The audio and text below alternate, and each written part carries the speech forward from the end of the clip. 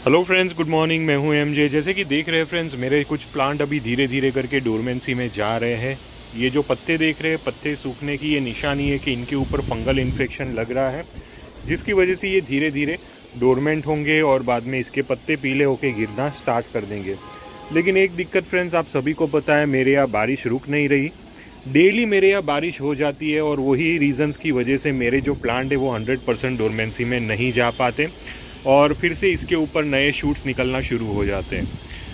तो मेरे यहाँ जो प्रोसेस है, ये प्रोसेस अराउंड और 15-20 दिन तक रहेगा। यानी कि मेरे यहाँ बारिश जो डेली की हो रही है वो बारिश मेरे यहाँ और 20 दिन तक रहेगी।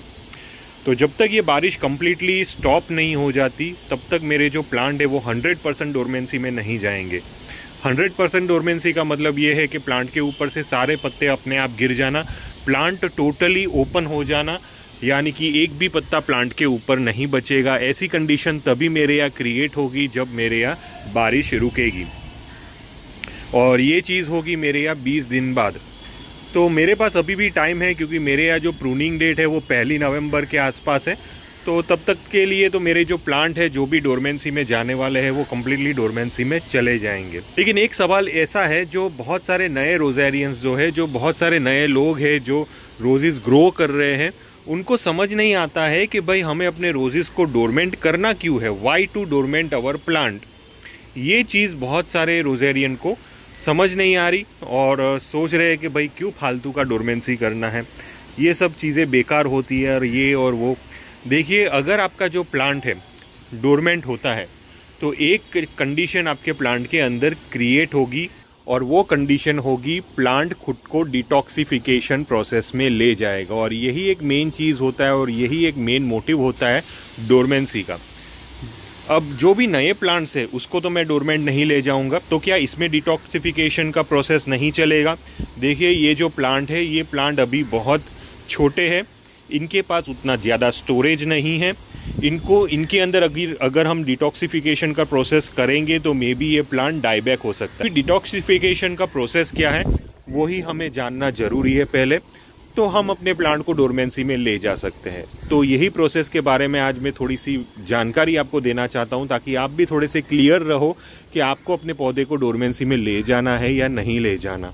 समझते हैं फ्रेंड्स, ये डिटॉक्सिफिकेशन प्रोसेस है क्या। देखिए, नाम में ही सब कुछ पता चल जाएगा कि डिटॉक्सिफिकेशन है क्या। अब मैं आपको सिंपल लैंग्वेज में बताऊं, क्योंकि ये चीज़ अगर आप ढूंढने जाओगे तो आपको बिल्कुल भी समझ नहीं आएगा कि भाई ये बोलना क्या चाहता है ये। तो सिंपल और इजी शब्द में आपको मैं बोलना चाहता हूं कि आप अगर उपवास करते हो तो वो कौन सा प्रोसेस होता है। उपवास यानी कि हम पूरा दिन खाना नहीं खाते, या तो एक दिन खाना खाते हैं। कोई लोग एक दिन उपवास करते हैं, कोई लोग पूरा महीना उपवास करते हैं। तो ये प्रोसेस होता क्या है उपवास का? उपवास के प्रोसेस में यही होता है कि आपकी जो बॉडी है वो डिटॉक्सिफाई होती है। जैसे ही फ्रेंड्स आप उपवास करते हो, आपकी बॉडी के अंदर जो भी टॉक्सिन्स रहते हैं, ऐसे बहुत सारे टॉक्सिन्स आपकी बॉडी के अंदर जमा हो जाते हैं जो आपको आगे चल के बीमार कर सकते हैं।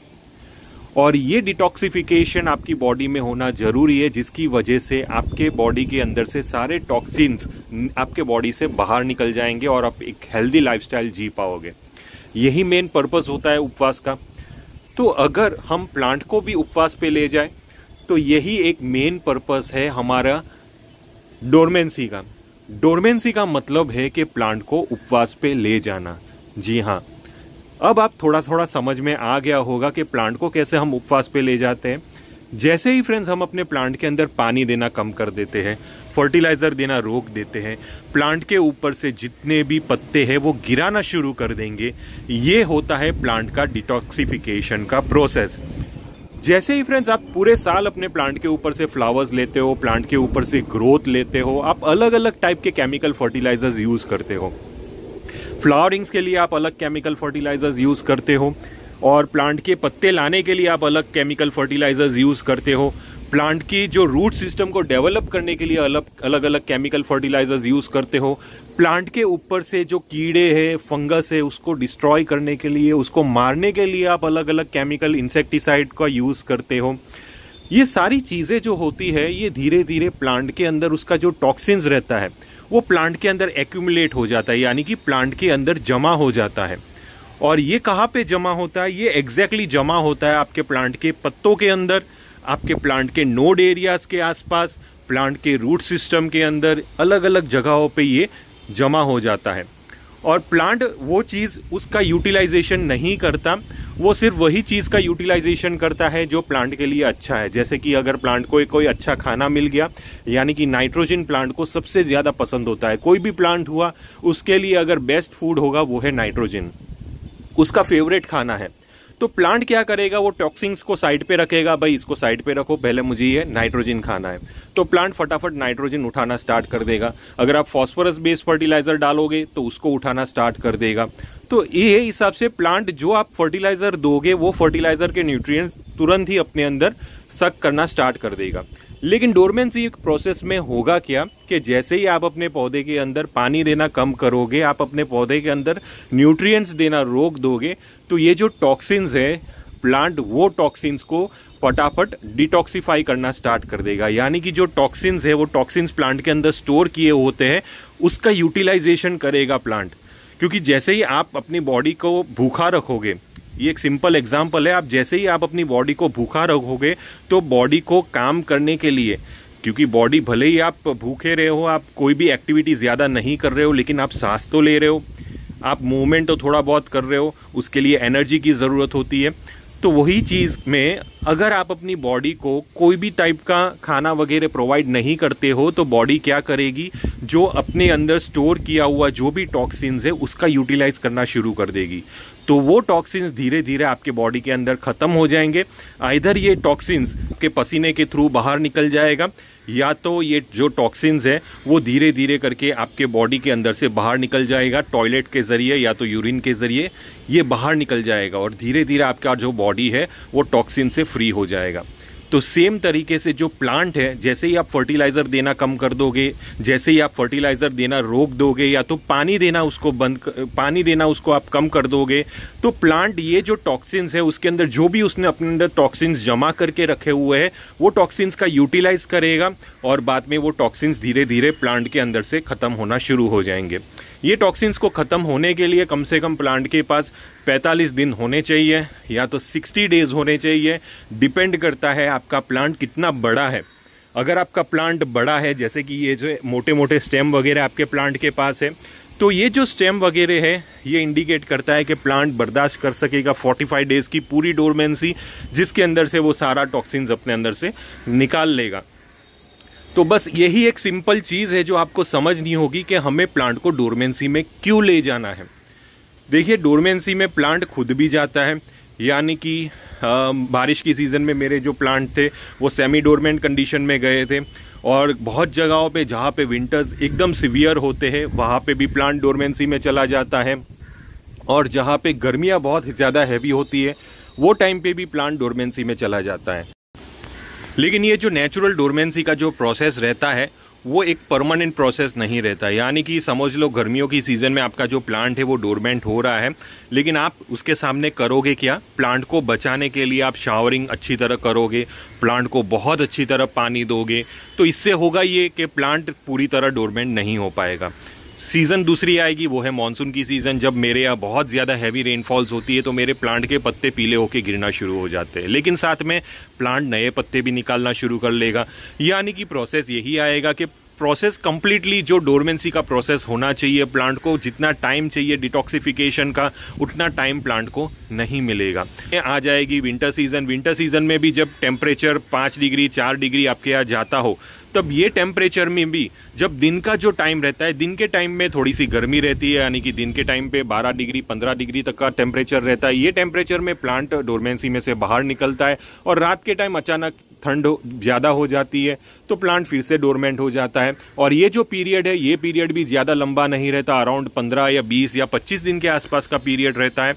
तो बाद में उसके बाद प्लांट फिर से अपने आप को ग्रो करना शुरू कर लेगा। यानी कि जो प्लांट को जो कंप्लीट डोरमेंसी का टाइम चाहिए वो टाइम ये नेचुरल डोरमेंसी में प्लांट को नहीं मिलता, जिसकी वजह से हमें प्लांट को एक फोर्सफुल डोरमेंसी में ले जाना पड़ता है, जिसके अंदर मिनिमम 45 डेज का एक कंप्लीट डोरमेंसी प्लांट को देना होता है।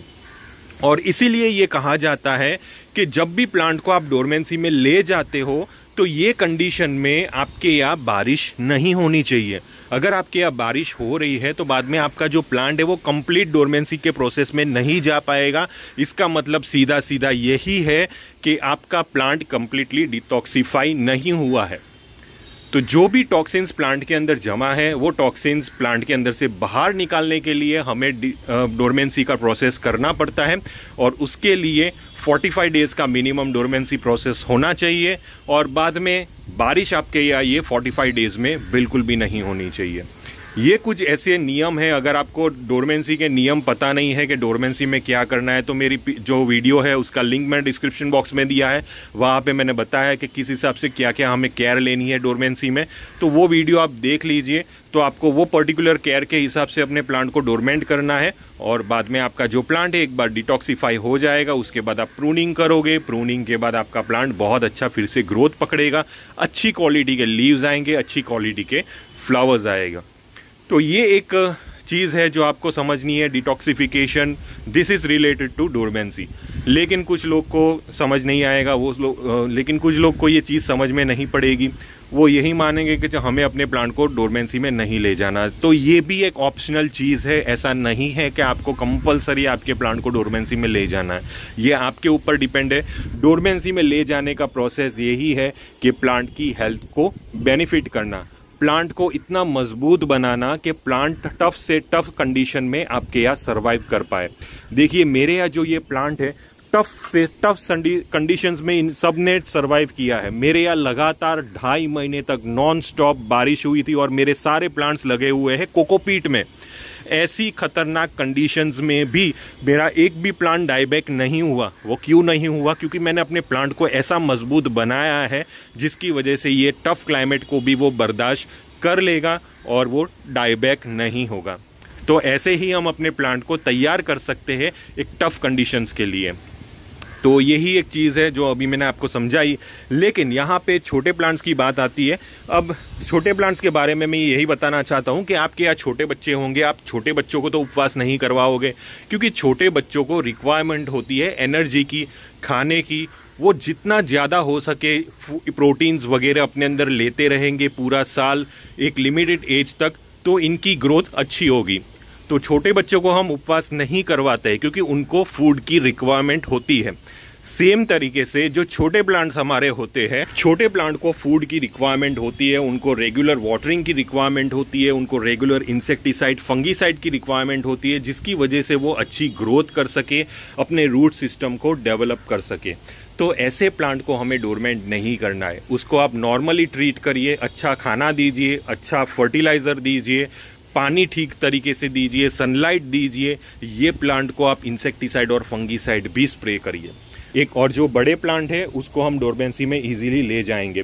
लेकिन यहाँ पे भी मैंने एक वीडियो बनाई है कि कौन से प्लांट को डोरमेंट करना है, कौन से प्लांट को डोरमेंट नहीं करना है। वो वीडियो का लिंक भी मैंने डिस्क्रिप्शन बॉक्स में दिया है, तो वहाँ पे जाके वो वीडियो भी आप देख सकते हो। तो यही एक छोटा सा जवाब है जो बहुत सारे लोग बोलते हैं कि why to dormant our plant, ज़रूरत क्या है? तो उसका रीज़न यही है क्योंकि हमें अपने प्लांट को टफ़ कंडीशंस के लिए भी मजबूत बनाना है। तो हमें ऐसी कंडीशंस प्लांट के सामने रखनी पड़ेगी जिसकी वजह से वो टफ़ कंडीशंस में भी अपने आप को सर्वाइव कर पाए। टिल देन के लिए थैंक यू फ्रेंड्स और हैप्पी गार्डनिंग।